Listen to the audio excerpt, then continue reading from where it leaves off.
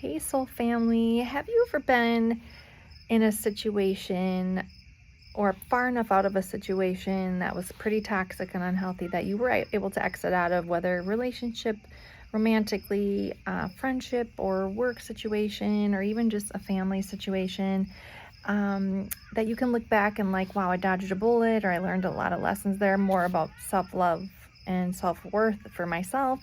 And then when you were far enough out that people came across your path that might be going through something similar and not realize it, and then you were able to speak some life into that situation. When you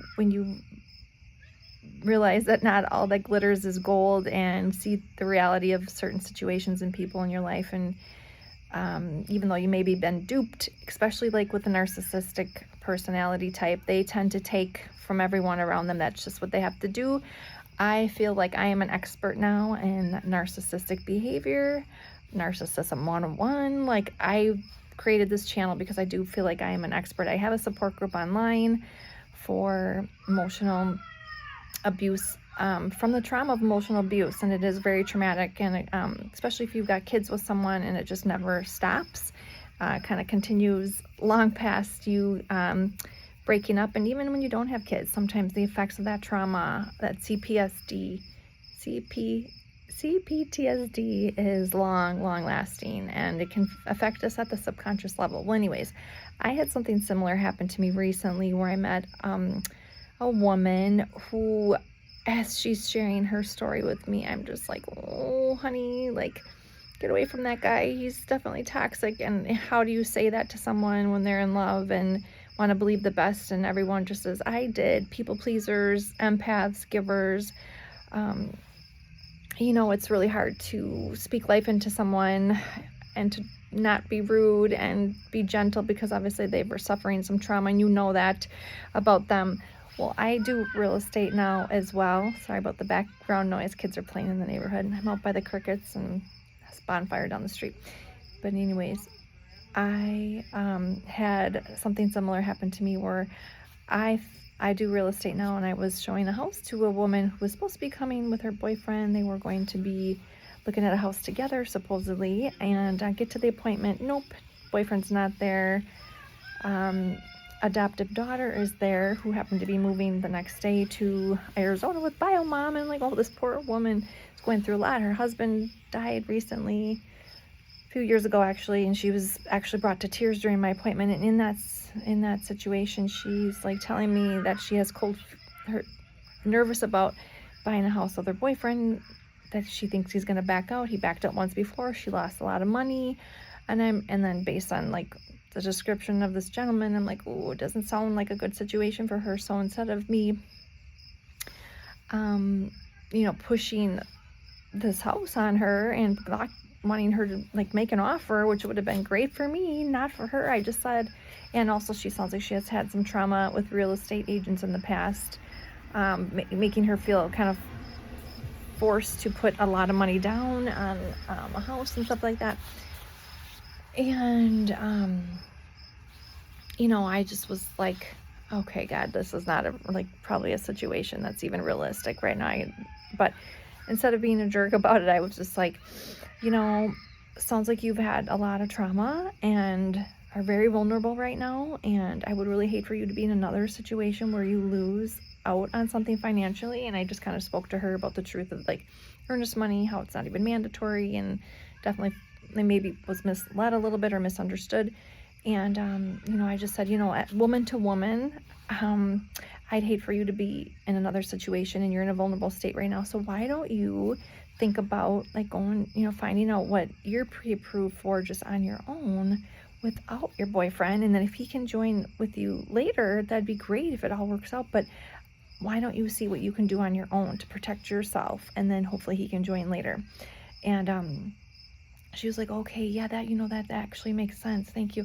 And it was just like, it seemed like common sense to me, but I'm so far from my toxic situation, it is just like, you do see things with rose-colored glasses sometimes. And honestly, I needed to have those rose-colored glasses on for so long until I was ready to see, and I just don't think she's ready to see. Plus, it sounds like she's grieving still her loss of her husband, and her adopted daughter's moving away. And it's like, oh my gosh, this lady has a lot. And she was actually crying. I came to tears during my appointment with her. So what's supposed to be a happy time of, buying a new house and things like that, is put like a lot of stress on her. So I was like, okay, God, what do I need to do in this situation? I just needed to like speak life into her, and from a positive, loving place, and she really appreciated my honesty, and I was obviously not going to make anything out of that situation, but I feel God brought her to me for a very specific reason, and maybe it wasn't that day to sell a house. It was maybe to talk her off the ledge a little bit and be a support for her. Sounds like she doesn't have a lot of people she can trust right now that have her back, and so that's my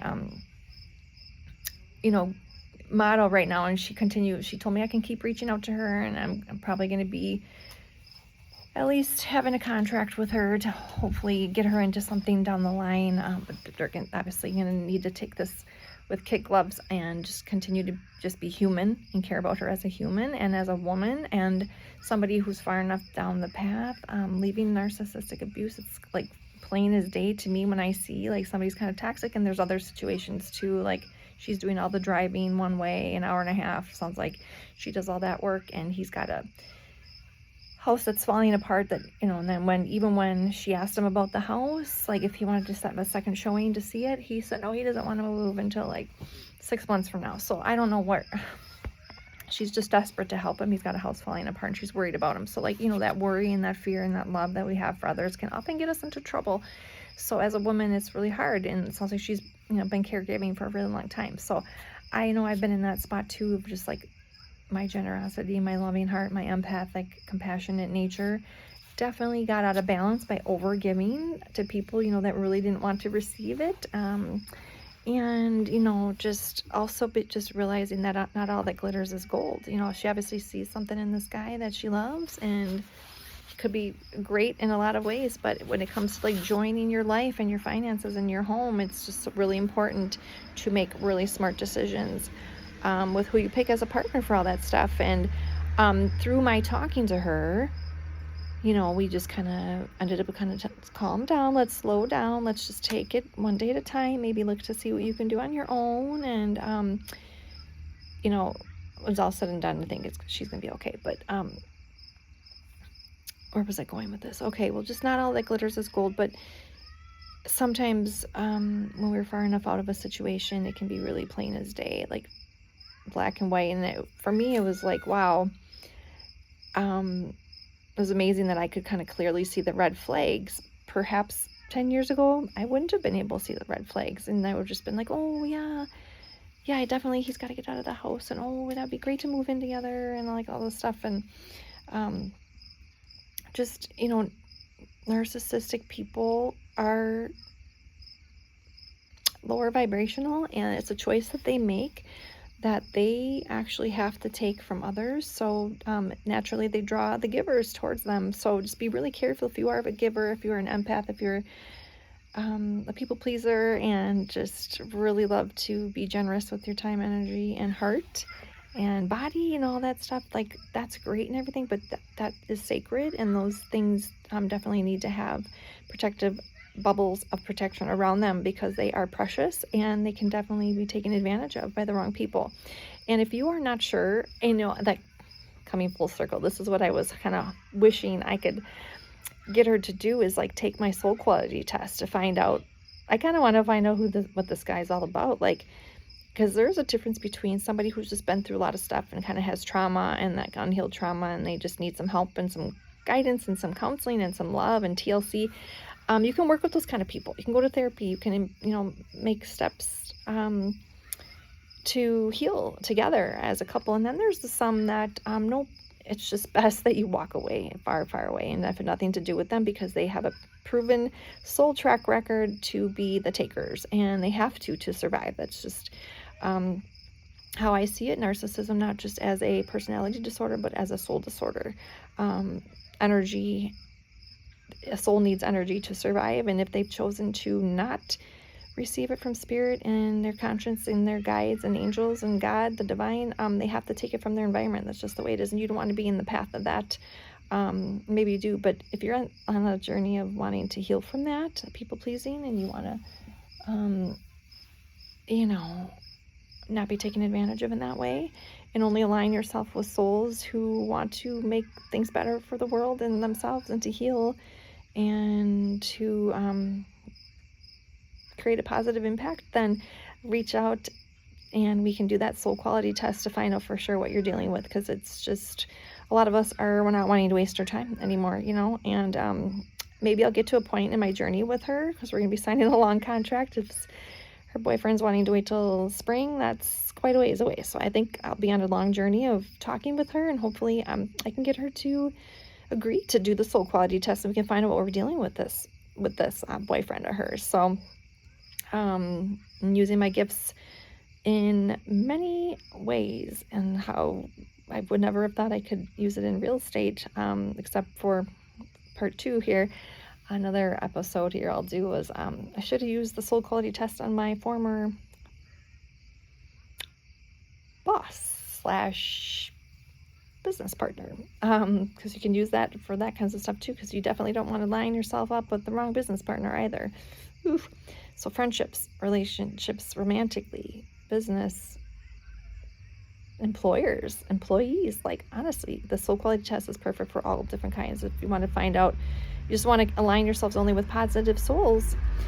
And wow, somebody coming through the neighborhood at 1,000,000 miles an hour in a residential neighborhood, lots of kids around, blaring their music, like what a distraction, like just perfect timing that happened right as I was saying that. Like those kinds of individuals are just chaotic, loud, disruptive, tearing through the neighborhood, causing chaos, in your life. Like it can be really destructive and dangerous, reckless. They are reckless with people's hearts, their time, their money. It's a choice that they make, though. It's an intentional thing that they do. They know exactly what they're doing. So you need to know exactly what you're doing, and protect yourself and guard yourself, and only align with the ones you think will make your life better. And you can both be a team and row the boat together, instead of having somebody drilling holes under your boat, which is what it's like with a narcissist. Okay, another time we'll talk a little bit more about that. Reach out to me at thezenzone@mail.com for the soul quality test. Bye. Super easy. It's on sale.